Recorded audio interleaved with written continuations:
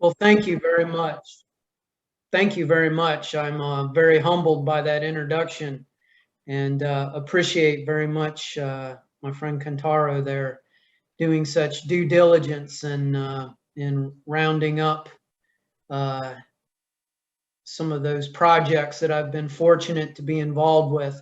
First and foremost, I want to say thank you for having me. I recognize many names among the attendees today, so I'd like to take just a moment to say, on behalf of the Fitzgerald Society, those of you that are members, sometimes we do have difficulties getting our annual, the Fitzgerald Review, and our newsletter to the right address in Japan, in part because when folks pay via PayPal, the addresses come to me in Japanese, and sad to say, I do not read Japanese, and I usually have to run them through Google Translate. And that ends up, I think, messing up some of them. So if you are a member and you ever miss a issue, please do not hesitate to email me, and I will try to track it down or send you a new one. I also want to say on behalf of the Fitzgerald Society, of which many of you are members, thank you so much for everything that the Fitzgerald Society of Japan does. About 3 or 4 years ago, Kantaro wrote a wonderful piece for our newsletter about the history of Fitzgerald studies in Japan and the efforts of your group there. And it is, I think, for American scholars, we tend to be fairly provincial in our understanding of world literature. And we are always, I think, sort of amazed at the depth and the interest in other countries in Fitzgerald, and in particular in Japan. And I know that Natsuo joined us this summer for a special seminar we did in lieu of our annual conference on the global Gatsby, and represented magnificently the efforts or why Fitzgerald seems to be so studied in Japan. So what I'd like to do today is talk a little bit about where we are in Fitzgerald studies, to talk a little bit about where I personally think we ought to go.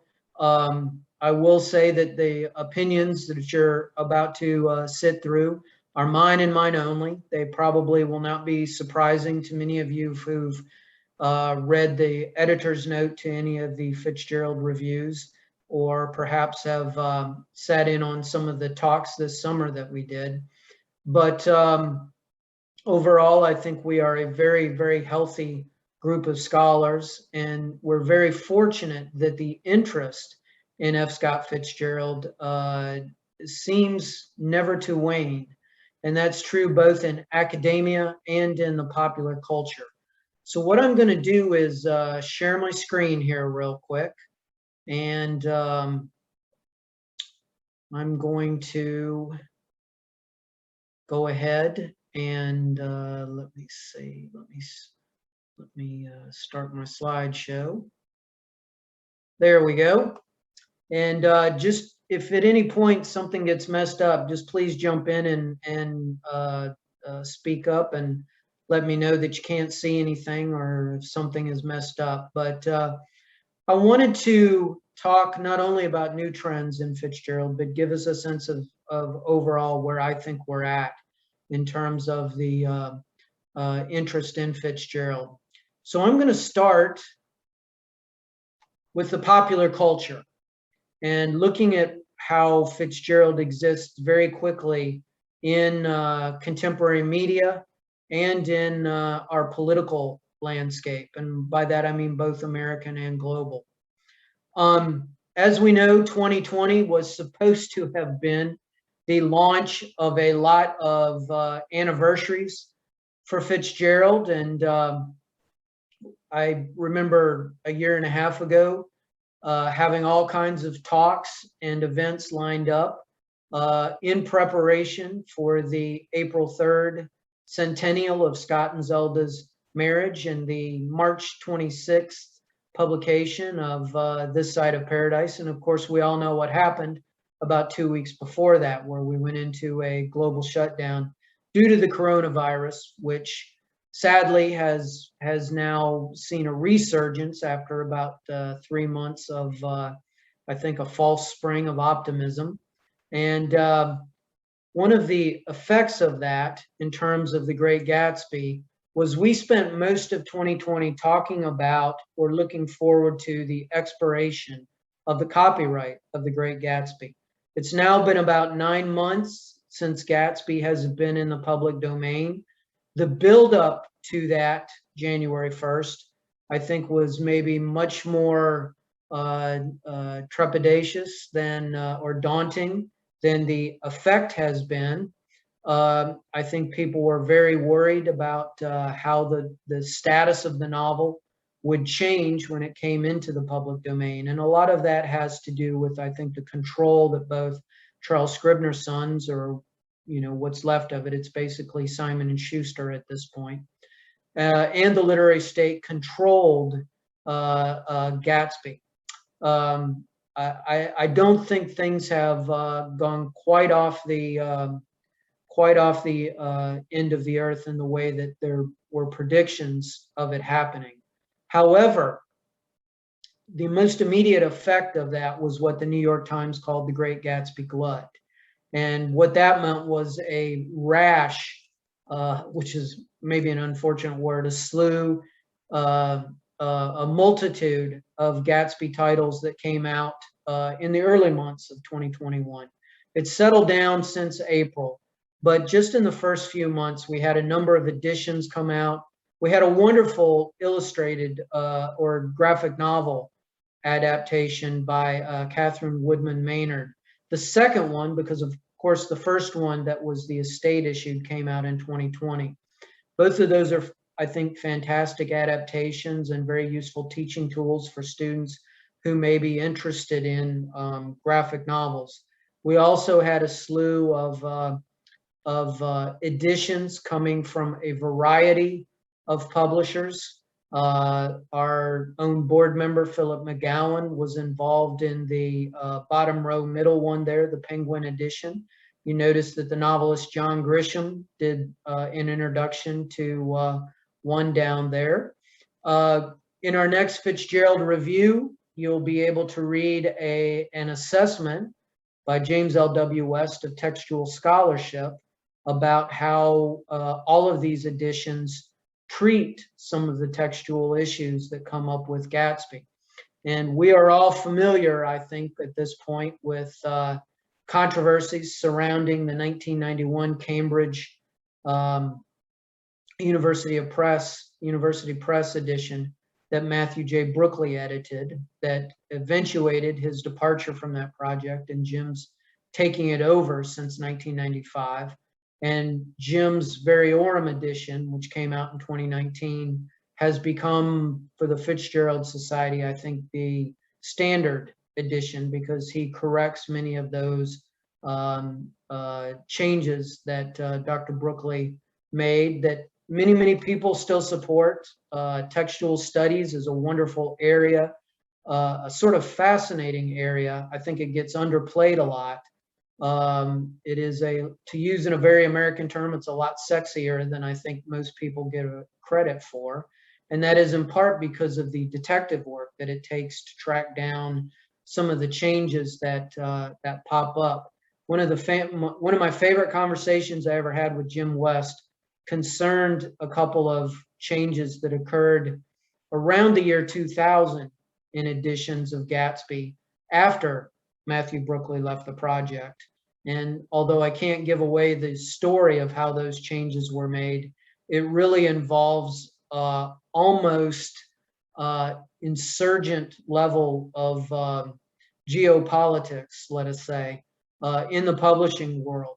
And so all of these textual changes that get made make for a fascinating story. So I hope you'll enjoy when the new edition comes out. We're running a little behind because of coronavirus and the new upsurge. But Jim is really a master at sort of cataloging changes in the text and tracing back where it's all come from. So that'll be forthcoming. And so that's one area that I think gets underplayed a lot, is textual studies. Is there a Gatsby glut? Well, I think since March, we've seen this whole notion really die down that, you know, the zombie adaptation or the gay Gatsby, that somehow the story would become software for a brand new sort of series of adaptations, really has slowed down, and it hasn't affected the status, the classic status of the novel as much as I think people feared. If you saw the newsletter this spring, this is a image that we made up to illustrate, you know, the profusion of adaptations and new editions that came out due to the expiration of the copyright. Even a Muppet version was floated around the internet, which is kind of fun. But again, the two that really got the most attention and that I think will remain the most discussed is Catherine's graphic novel. Both it and the estate version, as I mentioned, are illustrated by A.M. Morton, are really great examples of adaptation. And I would love to see adaptations of the other novels or some of the short stories. I think graphic novels offer a fantastic way for us to visualize Fitzgerald's prose. And it really suits him for a writer who is so descriptive and so imaginative in the detail that he goes into.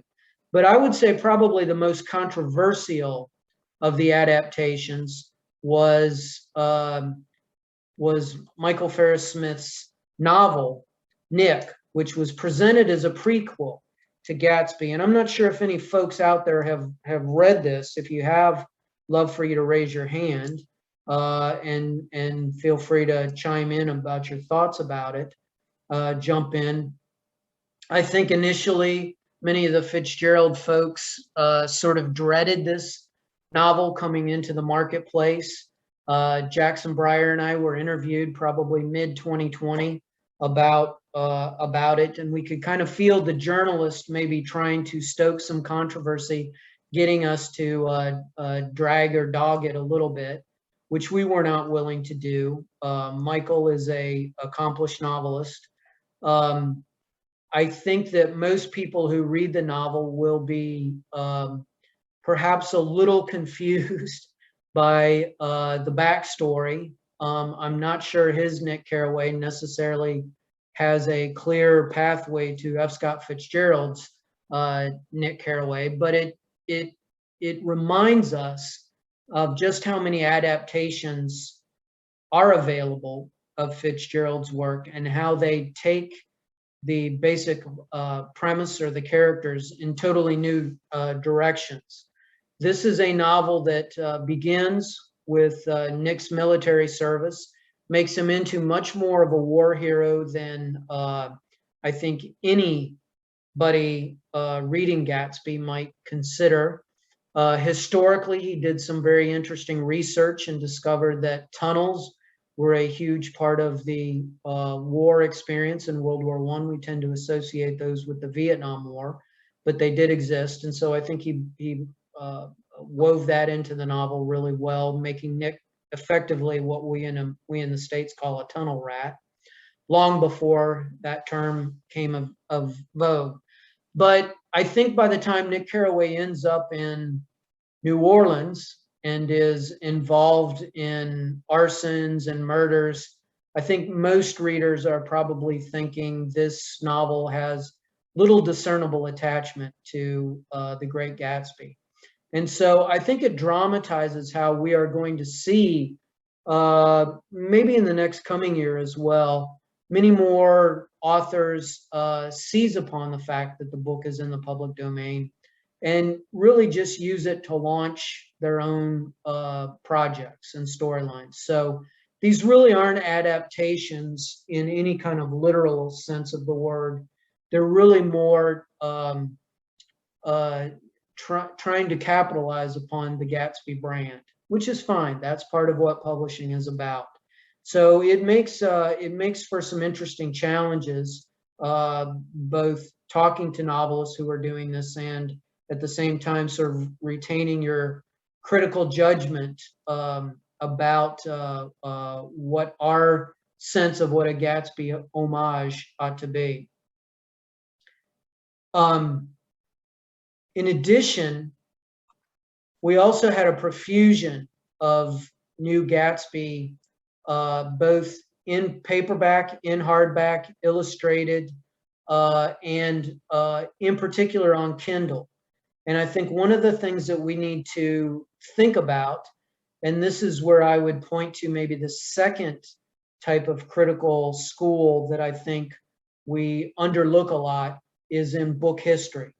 And if you were with us at all in St. Paul in 2017, you saw a wonderful talk by a scholar who's kind of the head of book history. And Jennifer Nolan, who directed the conference, was a friend of his and brought him in. And I think that one opportunity that we have with this new profusion is to really look at the various formats that are out there of the novel and what audience they tend to be aimed to.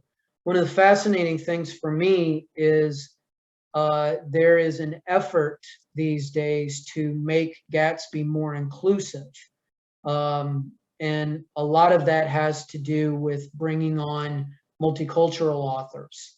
And so, for example, Scribner's in I believe it's 2019, had Jesmyn West, a Mississippi writer, very accomplished, two-time winner of the National Book Award, do a introduction to Gatsby for its trade edition aimed at high school students.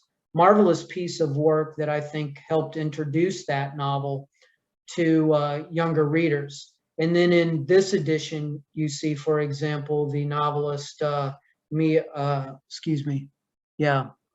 Jin Lee wrote a fascinating introduction too. Another one has an introduction by Wesley Morris, the New York Times essayist, that is really fabulous. And what's interesting is a lot of these introductions are by folks that are not Fitzgerald scholars, so they bring a much different perspective. They are coming at it from the view of general readers. So I think one of the things that we ought to focus on as we move forward is how these different editions are packaged.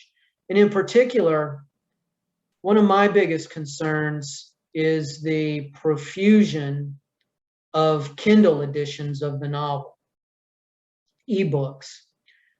When the last, the last great wave of public domain before 20, I believe it was 2019, occurred in 1998. And that was when This Side of Paradise and The Beautiful and Damned both entered public domain. Basically, any Fitzgerald work from 1922 or before. So The Rich Boy, all of those early stories, Flappers and Philosophers, Tales of the Jazz Age, all of those works became fair game. So by the early 2000s, when Kindles first became popular, there was a profusion of what I would call substandard Kindle editions of Fitzgerald. Most of these are done by makeshift publishers, usually very fly-by-night, 1 or 2 person operations. I think there was a time where people thought there was actual real money in Kindles, but basically any of us could get on Amazon and start a publishing company, take a classic text and repackage it. And one of the things that happens is you have what I would consider very damaging sort of substandard jacket copy, book covers. None of these books are made with great care. There's very little proofreading. There was an edition of The Beautiful and Damned a few years ago that made it look like a vampire novel. But it also committed the cardinal sin of calling the book The Beautiful and the Damned, which, as we know in Fitzgerald circles, is a way of kind of ferreting out the imposters. And so I am very interested in the way that these Kindle editions may erode possibly some of the classic status of the novel. If I'm a general reader, high school student, and I get online, my eye is naturally going to be drawn toward a cheaper edition of the novel than, say, the $12, $10 Scribner Kindle. And when these books are literally cut and pasted from Gutenberg or any sort of online website, there's just not the scholarship that goes into it that we would expect of somebody like Jim West to perform. So we need to be very careful about how these platforms affect the status of The Great Gatsby. I think one of the things that Gatsby benefited from up until this year was the fact that there really weren't that many competing editions of it at any given time. I mean, we had Scribner's, and then we maybe had the modern. I don't think the Modern Library had one before this year. I mean, there's the 1930s one, but I'm talking a version that was sold as a trade paperback. Occasionally an illustrated one, but more those are niche books. And now we've got all kinds of editions competing against each other. And when a novel is omnipresent, do we value it as much? And I think that's a question that we'll maybe want to address down the line. So we should also talk other adaptations that are in the works. There has been one of the things that happened is the minute it entered the public domain, there were several different video and television projects announced. There's an animated one that is supposedly in the works. The most important one that I think is coming up is a version that the estate is actually consulting on. It's being done by this gentleman, Michael Hurst, who has a very prestigious background in television production, but more importantly, it's being co-produced by Blake Hazard, who has taken over management of the estate from her mother, Eleanor Lanahan. So, and this will be a rewrite of The Great Gatsby in the tradition of Bridgerton, which is a kind of very popular Jane Austen style novel, but really celebrated mostly for being inclusive and multicultural.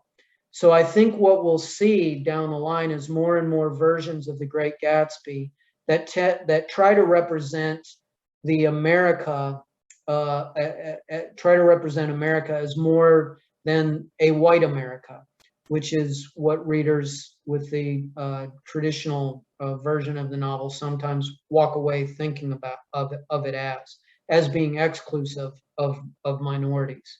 And it will be interesting to see in that regard how that affects the status of the novel. Will it save it from the sorts of revisionary takes that want to delegitimate novels because they are not broadly representational?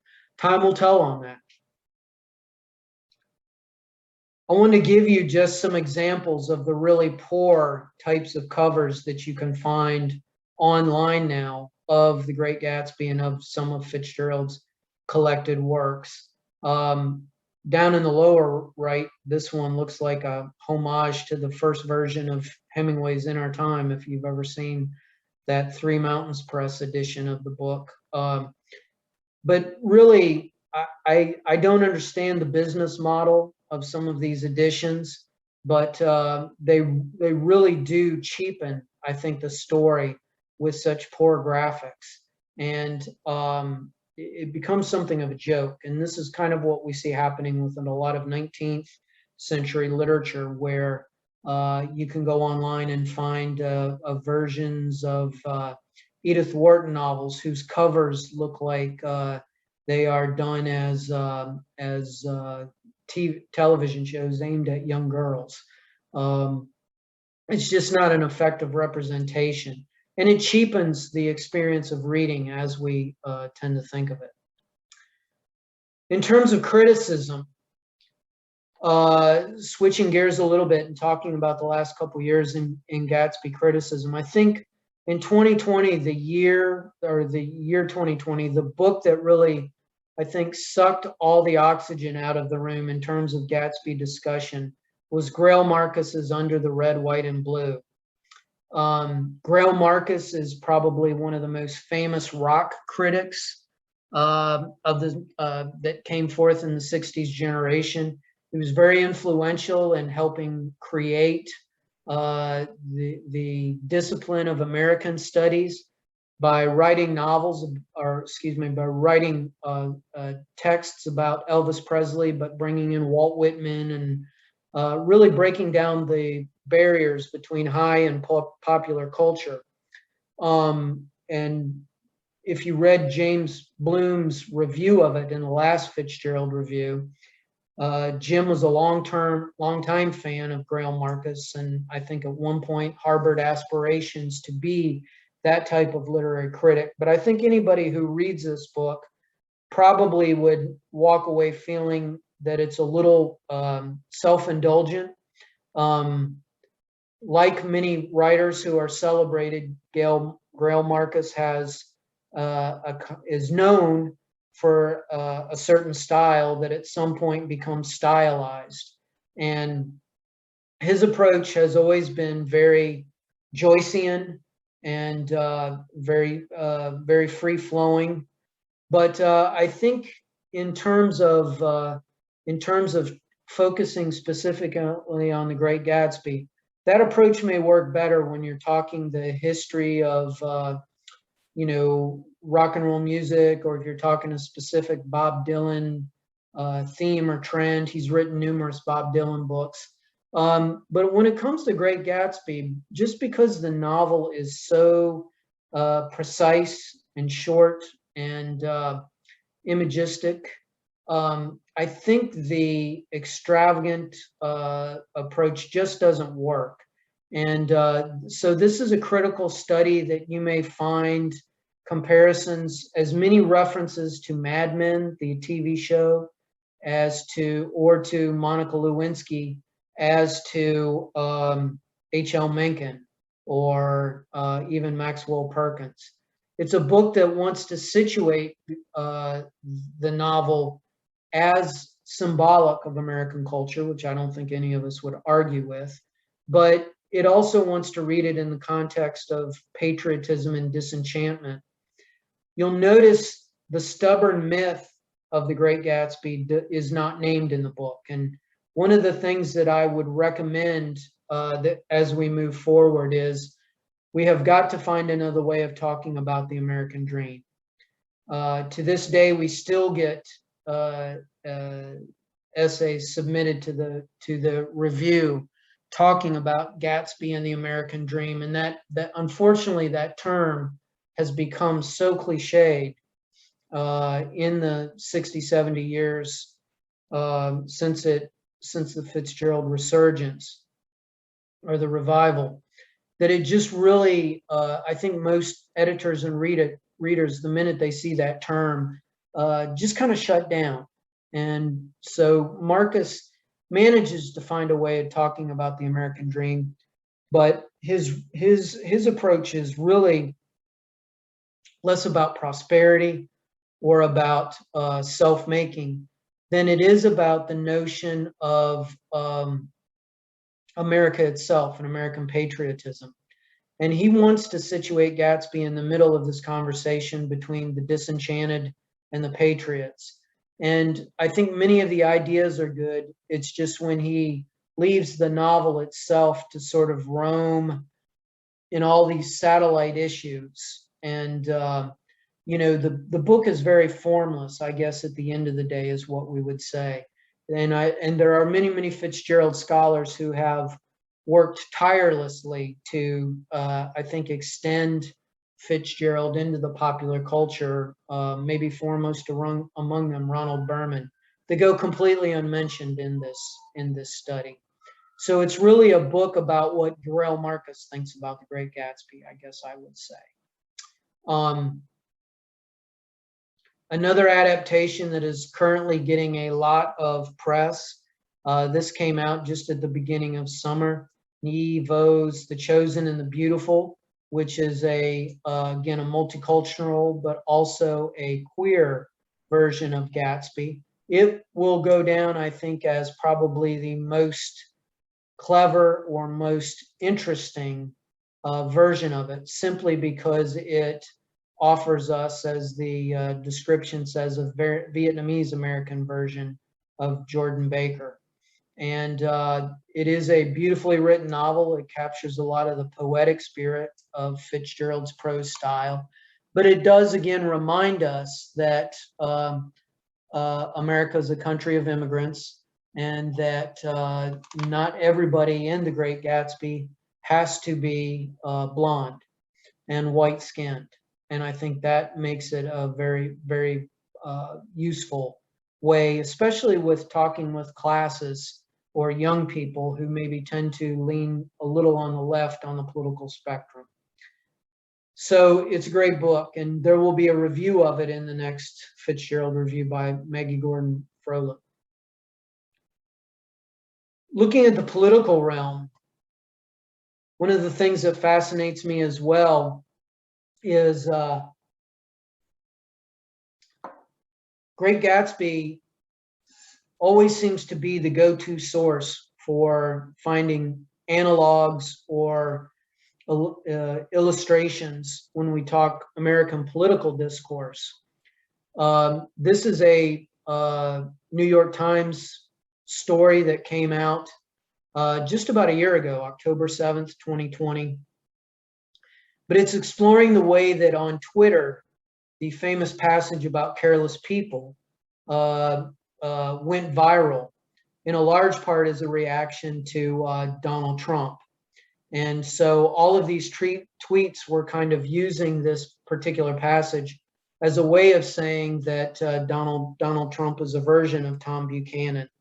That is a comparison that really, in my mind, became kind of superficial even before Donald Trump was elected president of the United States in 2016. But it seems to be a type of comparison that people really want to see. And so I'm continually fascinated reading the news and tracing how references to The Great Gatsby pop up when we are talking about political figures along all sides of the spectrum. For example, here is another New York Times piece that came out just 3 weeks ago, in which Barack Obama is being taken to the woodshed by Maureen Dowd for holding his 60th birthday party amid the Delta variant resurgence in the United States. And you can see her gambit here is to compare Gatsby to compare Obama to Gatsby, and to criticize Obama for throwing lavish, new money, sprawling mansion apartments. And you can see the cutting line in there: being cool is important to him. Again, I think it's an interesting comparison. Does it work? It's really more of a, I think, a lead to illustrate an opinion than it's an effective argumentative approach. But it's one that comes across the board no matter or irregardless of one's politics. This showed up just a week ago from a political blog, a conservative political blog, in which he compares, he uses that quote to criticize Joe Biden's efforts in Afghanistan. And so now it is Joe Biden who is the careless person, who's smashing things up and creatures and slinking back into his money. And as you can see, the complaint there is that the United States is abandoning tens of thousands of men and women who helped out America in Afghanistan. So that careless passage quote becomes over and over again kind of a prism by which we read our politics in America. I don't think we need to pretend that it sends people out to buy copies of The Great Gatsby and read them. I think it demonstrates how literary culture is used as really a sort of analog or a source of examples for these larger political debates that go on. So I want to present what is going to be probably the most controversial aspect of my feelings about where we in Fitzgerald studies need to go. And my simple position is this: too much Gatsby is bad, but too much F. Scott Fitzgerald is just right. Now, of course, the original meme is too much of anything is bad, but too much champagne is just right. What do I mean by that? I think we as Fitzgerald scholars need to take a step back from The Great Gatsby and really focus on other works. I have said this for probably 15 or 16 years ago now, ever since they asked me to serve as managing editor of the Fitzgerald Review. It's a stand that folks like Horst Cruz, if you know his work, he had an essay in just the most recent Fitzgerald Review, take great umbrage at. But I do think that considering the fact that 60% of the essays that we receive at the Fitzgerald Review are on The Great Gatsby, and they tend to, I think, regurgitate a lot of themes that for most of us are pretty shop-worn at this time. I tell younger scholars all the time, there is a wealth of Fitzgerald material out there that it is far easier to break into publishing about than taking on The Great Gatsby. We have only begun to talk about The Beautiful and Damned.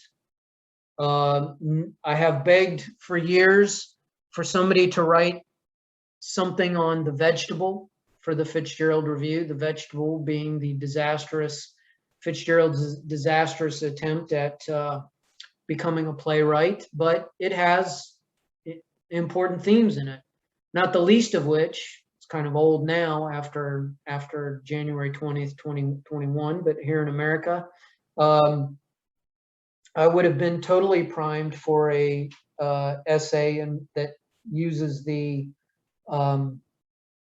Vegetable to critique American presidential politics. If you know that play, the premise of it is that the postman inadvertently gets elected president, and hilarity does not ensue, but it's got some interesting ideas in it. Fitzgerald's nonfiction has not been explored as much, even though we know the Crack-Up remains hugely popular, and I see all sorts of references to My Lost City, his tribute to New York, pop up in unexpected places.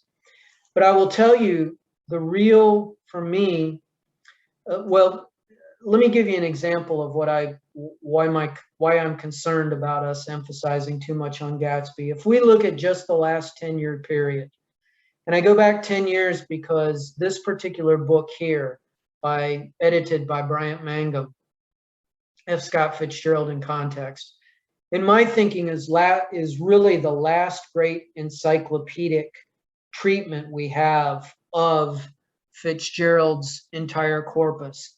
Now, this is a book in a series developed by Cambridge University Press editor Ray Ryan. And the premise of this collection or of the series was that the editors went out and recruited about 30 to 40 people at a time to write very short 5,000-word essays about particular themes and issues in the historical context of the times that would help illustrate not just The Great Gatsby, but all of Fitzgerald's work. Bryant did a masterful job on this. He was exactly the right person. And if I can recommend to you any single book of Fitzgerald criticism, it would be this one, if only because it provides a springboard into all kinds of other cultural issues and biographical issues. So the only bad thing is that book is 10 years old now. And when I go to MLA and do a search on The Great Gatsby during the lifespan of this particular book, I notice that there are roughly 239 essays written in the past 10 years on The Great Gatsby alone. Now, 25 essays a year may not seem like a whole lot when we think of how voluminous scholarly publishing is, but that's a pretty good clip for about a single work, and that puts it up there with Moby Dick and certainly other classics of that kind. You won't find 239 essays on the road in the past 10 years, or on very few other novels generate the type of critical or scholarly output that The Great Gatsby does. The flip side of that is when I go and look at what has been published on Fitzgerald's stories, one of the things I notice is there's only been 66 in the last 20 years. Now, keep in mind, Fitzgerald wrote 180 stories. I didn't do a breakdown on this search, but I think we could probably, in our sleep, name the specific stories that constitute the bulk of these 66 essays. We're talking Babylon Revisited. We're talking maybe Mayday. We're talking maybe Diamond as Big as the Ritz. But we are not talking about short stories like I Got Shoes or More Than Just a House or John Jackson's Arcady. We're not talking stories that even we as seasoned scholars may know by name, but have not really read or studied. One of the things that I tell the younger scholars all the time is go find a story that nobody has written about, and I can get you into the Fitzgerald Review much easier than I can if you try to do an essay on The Great Gatsby. Just in the last issue, we had I think a great piece on the Pat Hobby stories, reading Pat Hobby alongside The Great Gatsby by a young man who is a graduate student at Florida State University, or South Florida, excuse me, in Tampa, named Richard Reisinger. And we put a lot of work into the piece to get it in shape because his comments on Pat Hobby were fantastic. Lots of neat insights into seeing Pat as a kind of Gatsby figure. But his take on Gatsby was fairly generic in its first few drafts. And so as we went through the editing process, we knew we wanted this essay, but we also knew we were going to drive Rick kind of bonkers, getting him to write and rewrite and rewrite. And that's honestly something that we do with almost every issue, almost every essay that's in the review, is they tend to go through 5 or 6 different stages of revision. But the short stories, there is a lot of work to be done on the short stories. One of the projects that we started this past year as the Society was a podcast that Robert Trogdon and I have done. We've only done about 10 issues because it is tedious doing a podcast.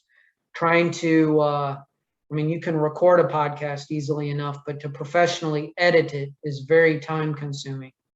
So we've done about 10 episodes, and the premise of this is that we draw from a hat a random short story and then 2 or 3 weeks later talk about it. So we've done stories like Lees of Happiness, I Got Shoes, I mentioned. We have done a couple of the biggies like The Rich Boy and Mayday. But our goal here is to really encourage people to go out and discover the short stories that nobody talks about. And even ones that are generally recognized as great, like I don't think any Fitzgerald scholar would argue that The Lost Decade isn't probably his single best work of his last 3 or 4 years of his life in terms of his short stories.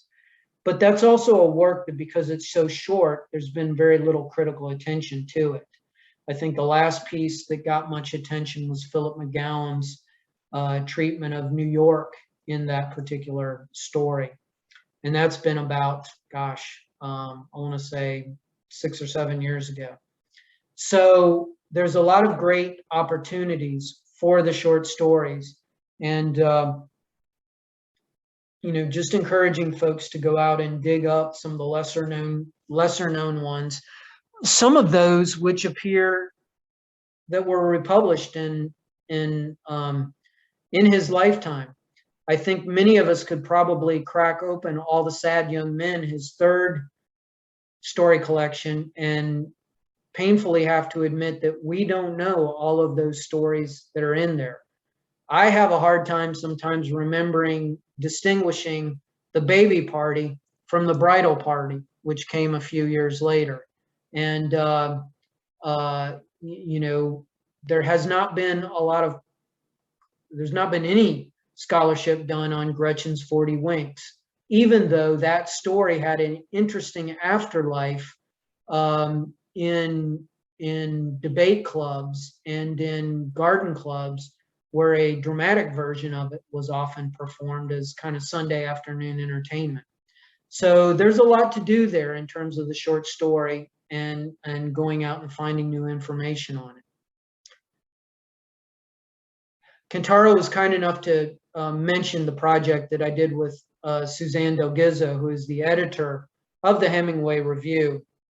And when Cambridge launched this series of books called 21st Century Revisions, and you can see some of the other entries in the series: Melville, Edith Wharton, Emily Dickinson, Walt Whitman. Again, these are all canonical authors. This series of books have a very interesting office. The goal of them is to summarize what critical trends have defined author studies in the past 20 years. So since the new millennium, and when we were first asked to put this book together, we struggled trying to figure out, is not the last 20 years just a little arbitrary? I mean, I know 2000 marked the beginning of a new millennium, but in Hemingway studies, really, the great shakeup occurred back in 1986 with the publication of The Garden of Eden. And there's been nothing quite so attention-grabbing in the last 20 years. But we were specifically told that 20 years was the focus. So we gathered up a group of scholars to do essays on eco-criticism, on biography, on trauma studies, just about every critical approach that we think of as being contemporary, queer studies, colonialism. All of these very hot topics made this book very easy to write, because Hemingway studies had done a lot in the last 20 years. We were sort of shocked at how little we realized Hemingway studies had expanded until we really went and looked at these particular areas. Now, I tell this story because we no sooner turned this manuscript in that Ray Ryan came to me and said, we would like you to do the new Fitzgerald studies. And I thought about it for about 2 weeks, and I kind of had to come back to him and say, I don't think we can do a Fitzgerald studies version of this book at this point in Fitzgerald studies. We do not have enough essays and critical studies participating in this very contemporary discourse, or these different types of discourses, as all of these other authors do. And that reflects, I think, a little bit of the way that The Great Gatsby steals all the attention. But it's just a reality that our criticism tends to be defined in some very specific areas. We're still very much attached to biographical criticism. We're still very much looking at cultural analysis, which is great. Readings of the 1920s or the 1930s. Things like nationalism are hot topics. Consumerism, those types of themes. But when I sit there and I try to find, I could probably get somebody to write a great 10,000 word essay on queer studies in Fitzgerald. That would be easy enough. Could I get someone to write about colonialism in Fitzgerald, post-colonialism? I don't think we're quite there yet. So that's a project that we're tabling for an indeterminate amount of time. Now, I should mention there's another Cambridge series that you're probably familiar with called the Cambridge Companion to these different authors. Ruth Pregozzi edited the first version that came out in 2002, the late great Ruth. And Michael Nolan is updating the book currently, and it will have a lot of new essays. Some of us kind of took the easy way out and just rewrote our old ones, but it will have a lot of new voices in it and a lot of more contemporary political and cultural concerns too. But this is one of my challenges for younger Fitzgerald scholars right now, is to take critical approaches like these and really identify where we're lacking in Fitzgerald studies in terms of being able to to build a body of literature on trauma in Fitzgerald. That's a hot topic right now, and we don't have a lot of essays that specifically, when you MLA search trauma in Fitzgerald, necessarily pop up. So that would be one thing that I would encourage folks to look at. We also need to emphasize the short stories more for this particular reason.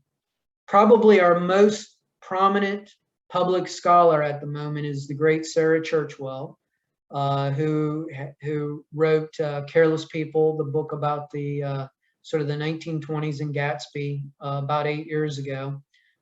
She did a piece a year ago that I think is absolutely the best thing that's been done on Fitzgerald in a long, long time, essay for the New York Review. It starts out as a criticism of those of us who like to think of Gatsby, who like to attend Gatsby parties, who like to participate in sort of the more frolicsome side of Great Gatsby, at least in terms of public outreach. But her main focus of attention, as we get to it, is Mayday, which is a very, very important short story. Now, I will mention that the New York Review of Books is under copyright, behind a paywall. So I found a pirated version online, and I would just point out that to escape the censors, rather than call it Mayday, they call it Might Day throughout the story. So I'm going to very quickly make an editorial correction there, so nobody thinks that I get the title of the story wrong. But this piece is absolutely brilliant in the way that it looks at the Mayday riots of 1919, and really says that for Fitzgerald, that event was the catalyst of what the Jazz Age meant to him. It wasn't the parties, it wasn't the jumping in the fountains, it was that transition from the Gilded Age to the breakdown and the resentment of the moneyed class. And she does a perfect reading of that story, talking about the privileged Yale students and contrasting them to the mob. although this essay was not particularly contemporary in terms of looking at what was going on in the world at the time that she was writing it, I don't think there's any way you can look at this essay being published in 2020 and being written amid the massive worldwide protests against the murder of George Floyd that occurred in June and July of 2020, and not say there is a direct link there between May Day and our current geopolitical issues with race. I tried to delve on some of these issues in the editor's note to this year's Fitzgerald review, and I don't think I was entirely successful with that. There are some issues involved with maybe trying to force criticism to be a little too relevant to or topical, but this is kind of what I would like to see more of in terms of Fitzgerald scholars really saying, how do we understand our own contemporary times through these works as comparisons to what Fitzgerald saw in his day and age. And I think there's all kinds of opportunities for that.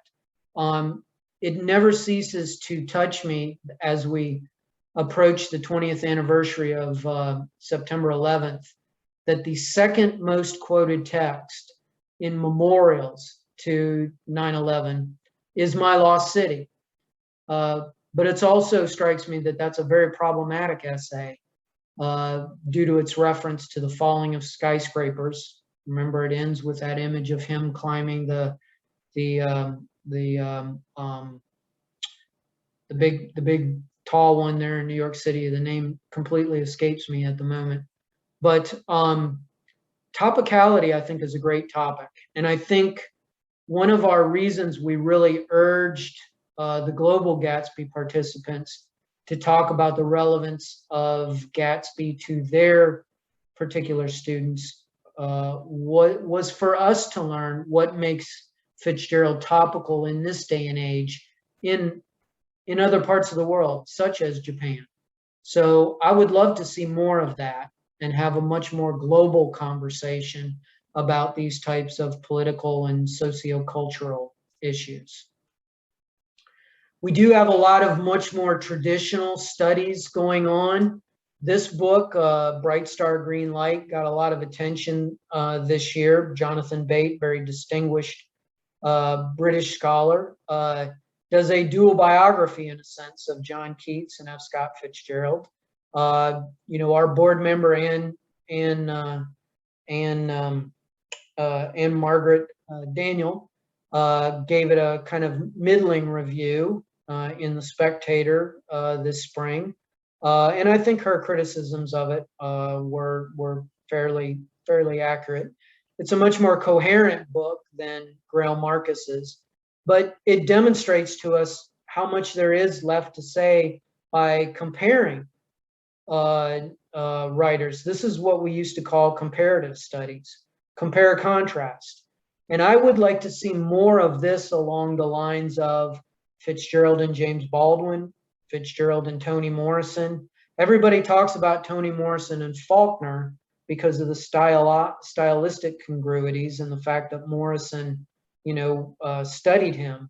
But, I think there's a lot of opportunity, to take jazz and to take The Great Gatsby and write dual histories of, not only Black and white culture, but youth and aging and other themes.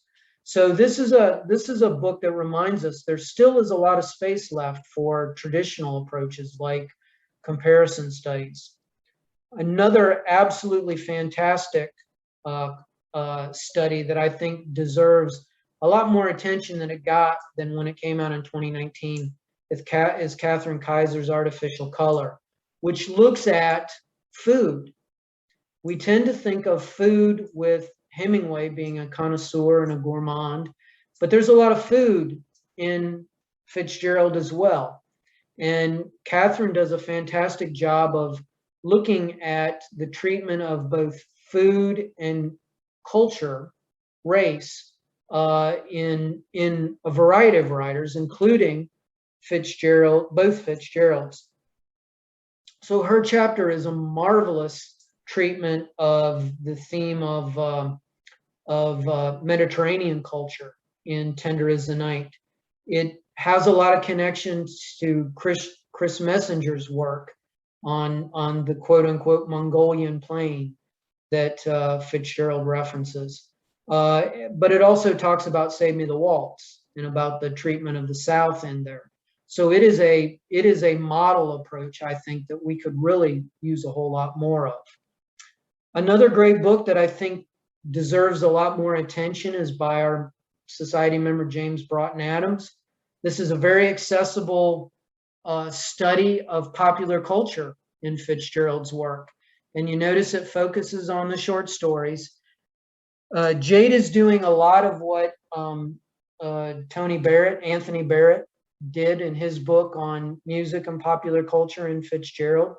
She's giving us a kind of archaeological view of dances, records, the theater, film.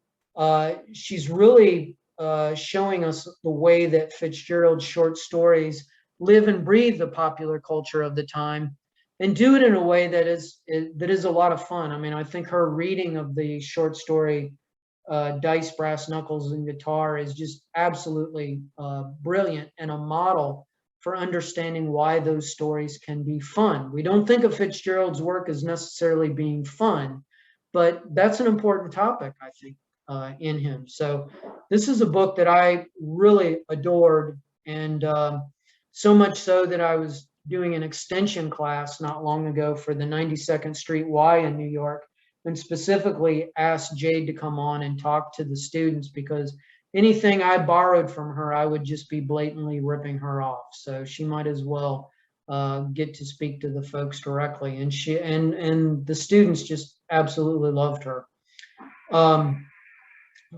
Another great book that I think maybe should get a little more attention, Zelda studies is becoming a very important area. We are now in the position at the Review of publishing probably 2, if not 3 articles on Zelda per year. And Meryl Cates, who is a dance historian, did a fantastic piece on the cultural background of Zelda's ballet studies that absolutely opened the doors. Now we're working with Catherine Littleton's biographer, the dance teacher that Zelda studied with in America in 1927, and getting her to write a similar essay about why Littleton doesn't appear in Save Me the Waltz in the same way that that her the famous Madame does, that she studied with there in Paris. This book is about the Kunstroman, the novel of the artist's development, and what Ricky Ann Legleitner does in here is offer us a series of chapters on different writers, wrapping up with Zelda, talking about the development of the artist in the Bildungsroman. And her chapter on Save Me the Waltz is really fabulous. It reminds us that that is the book about, it's often called the best novel about ballet in American literature. And I think that's an important thing to emphasize, because Alabama Beggs is an artist. And I just love the fact that we can now say that we have a scholarly work that begins with Eden Southworth and ends with Zelda Fitzgerald, and somehow along the way manages to go into Jessie Fawcett. So these types of multi-author studies really give us a lot of room to make fascinating connections. Some things to look forward to. Martina Mastrandrea is on the verge of releasing a study of Fitzgerald and the movies, adaptations of Fitzgerald's work. that is going to change the landscape.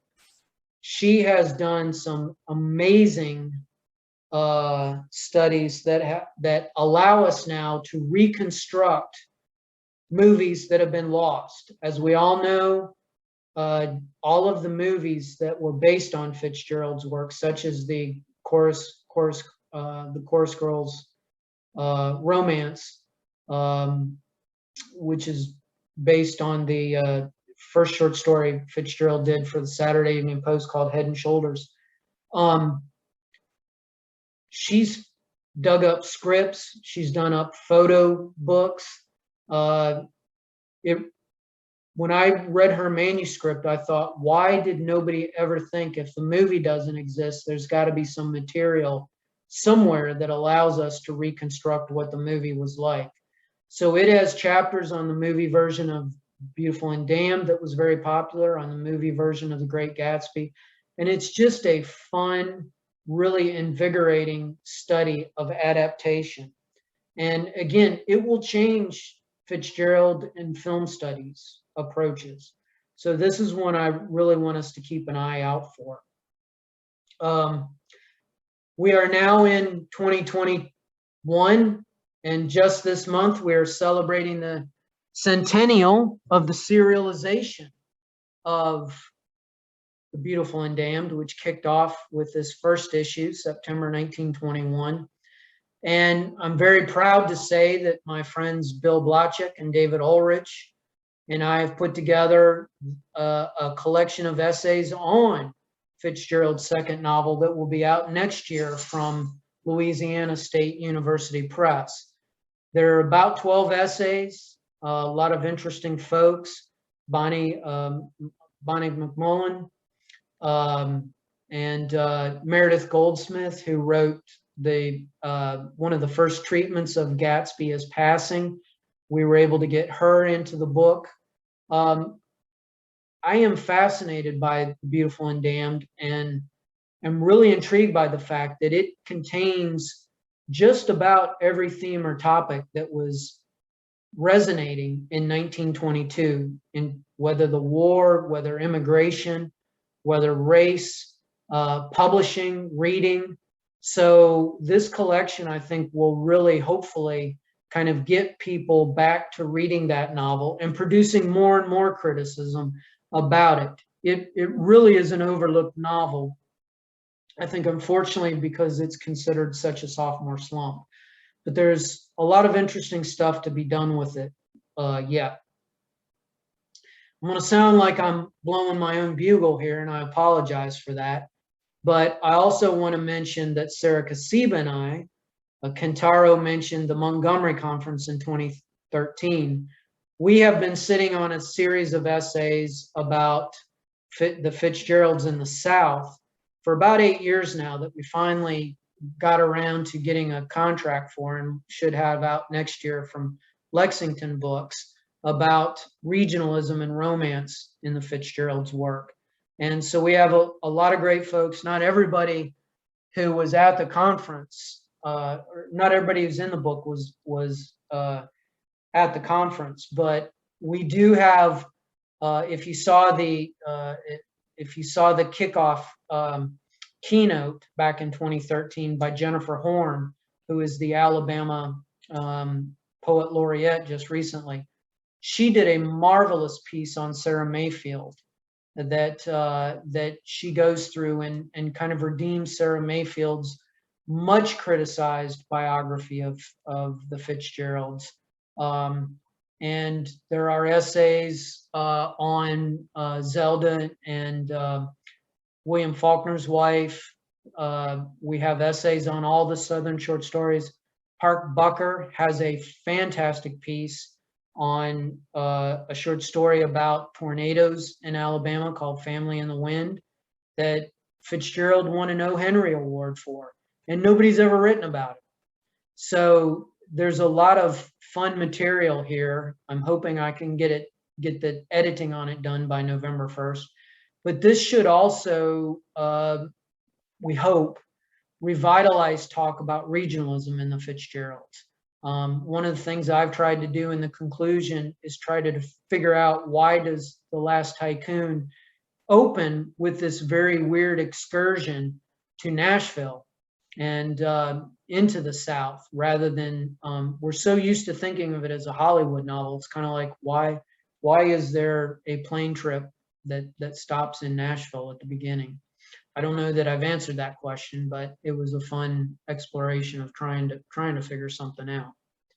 Finally, one of the areas in publishing that I really encourage younger scholars to think about are books about travel and tourism and the intersection with literature.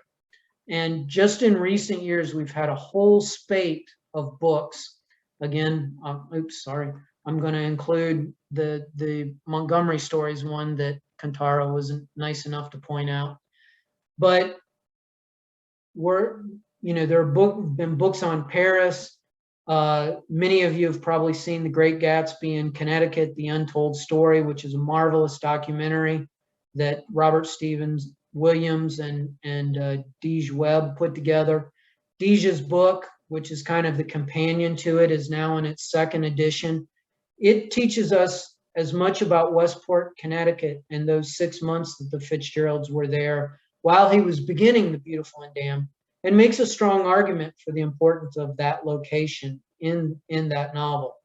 Dave Page continues to do great work on Fitzgerald in Minnesota, which obviously is an important site of so many stories. If you were with us in 2017 and took the trip out to White Bear Lake, we always think of that as the setting for May Day. And just this spring, we had a golf historian want to talk about the golf course there that gets mentioned in May Day. But it's also the setting for one of the Basil and Josephine stories called He Thinks He's Wonderful, which again, nobody ever talks about. So there is a lot to do about place in Fitzgerald.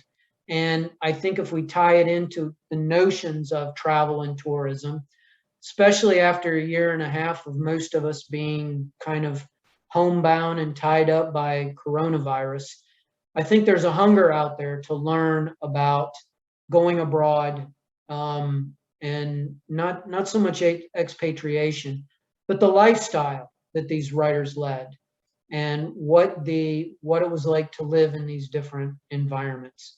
So on that note, I'm going to conclude, and I apologize. I think I've gone right up against the 90 minutes or close to it. But I'd be happy to, let me stop share. There we go. Let me just open the floor. If anybody would like to have any comments or questions, I'd be happy to entertain anything. Well, thank you very much, Dr. Curnutt, for your wonderful, informative, and stimulating lecture. As Dr. Curnutt said, he kindly agreed to us to stay with us a bit longer. So if you have any comments or questions, just turn on your microphone and the camera and speak up, please. Or if you're rather shy, you can type your comments or questions on the chat, and I will read your comment or question for you. And please feel free to disagree with me. I mean, these are just my opinions, so I am more than happy for folks to, to take issue with anything I've said.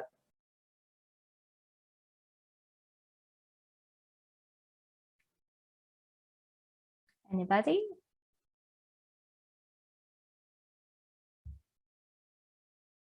Professor Sugino, do you have any comments?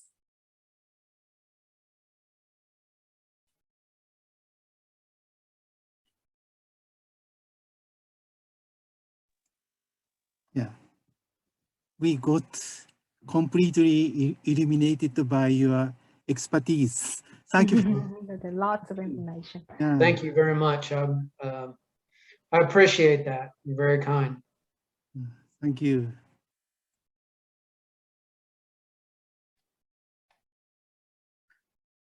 Can I? Sure. Yes, please.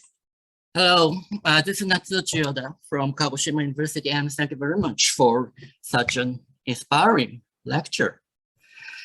So my question is, actually my comment is talking about Fitzgerald's short stories. I'd like to know what you think about his last, one of his very last stories, his Philip stories. First of all, can we just write about Philip stories and submit it to the Sure. Fitzgerald review? I would love an essay about for those who don't know, in the mid 1930s, when Fitzgerald was really struggling, he was losing the touch of being able to crank out, sort of the young love stories that were his bread and butter for, at that point, 14 or 15 years. And he came up with this just wild gimmick of doing a medieval series of stories. He only wrote 4 of them. Only 3 were published in his lifetime. They are his version of Prince Valiant, I would say. And they've long been sort of mocked as maybe some of the worst stuff he ever wrote. And they are bad in terms of execution.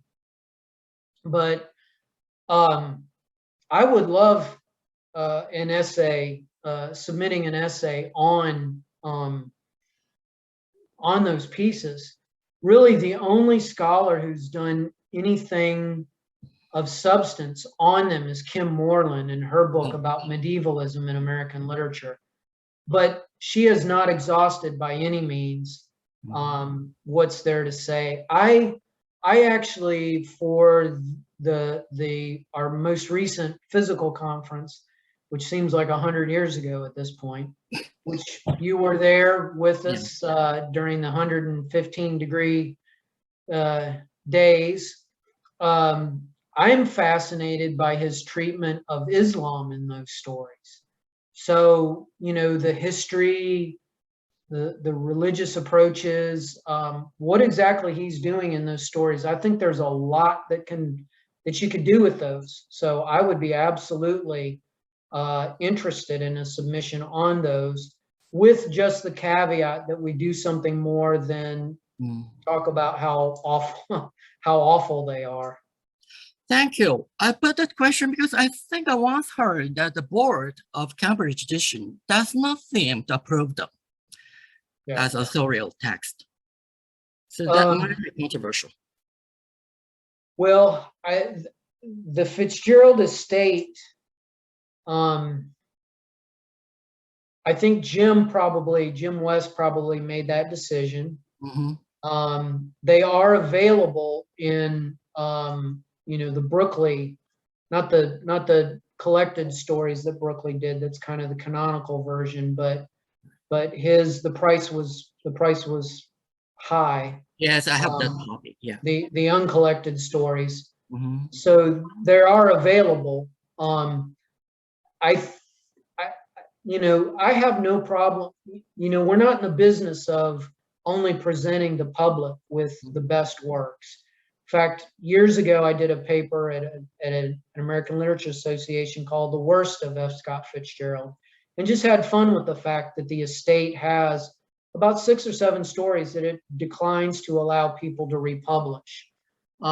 So I don't think you have to worry about anything like that.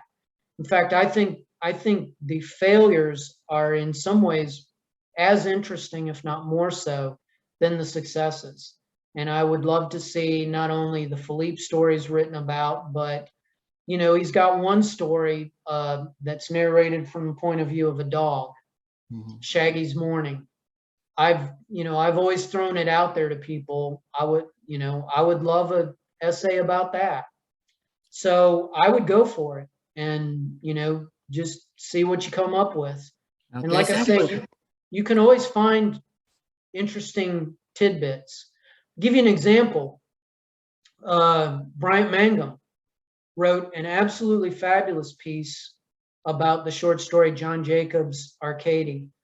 And one of the things that he discovered was it may have been the inspiration for the movie It's a Wonderful Life.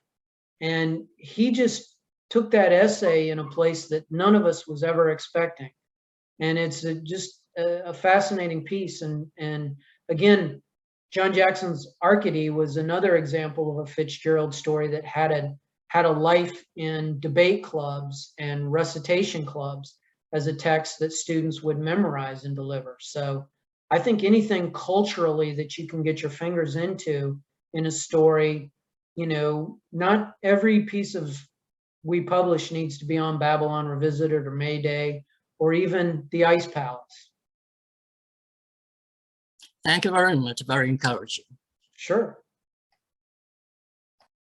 Any other questions?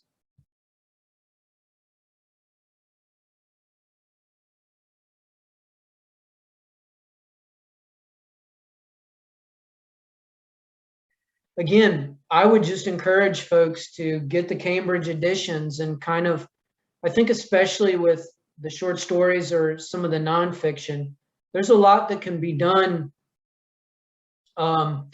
you know, with pieces we tend to just skate right over. For example, Jennifer Nolan is doing a piece for us right now that sort of, you know, is built around a very slight piece he did for Vanity Fair called "This Is a Magazine," and where he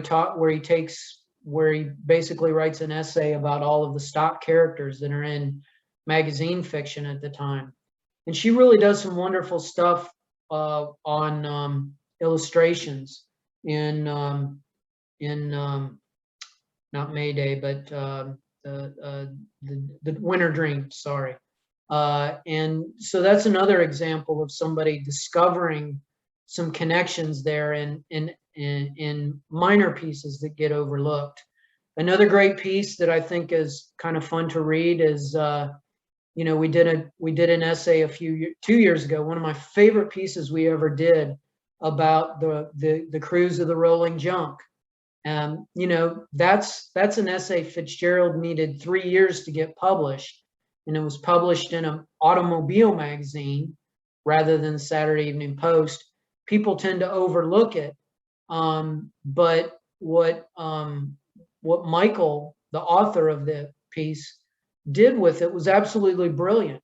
And he read it in the historical context of the emergence of automobiling in the late teens and early 20s. So those are just some examples of pieces that I think there are all kinds of stuff out there still to write about.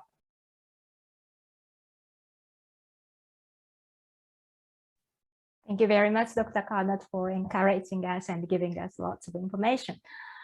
So if there are no more comments or questions, our time is unfortunately running out.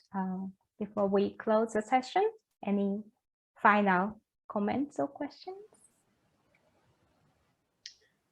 I would just like to say thank you again for all that you folks do for keeping Fitzgerald alive in Japan, and for being members of our society that all of us together help maintain. And we are very appreciative of your willingness to you know, to be a part of the society and to participate in the conferences.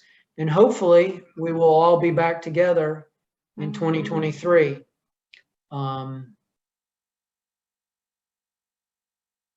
Hopefully. Yes. Okay. Thank you again, Dr. Curnutt, for joining us today. And it was a great pleasure for us all to have you. Thank you very much. Yeah. Okay, everyone, please thank Dr. Curnutt. Okay, lots of hands. Thank you. We see. Thank you very much.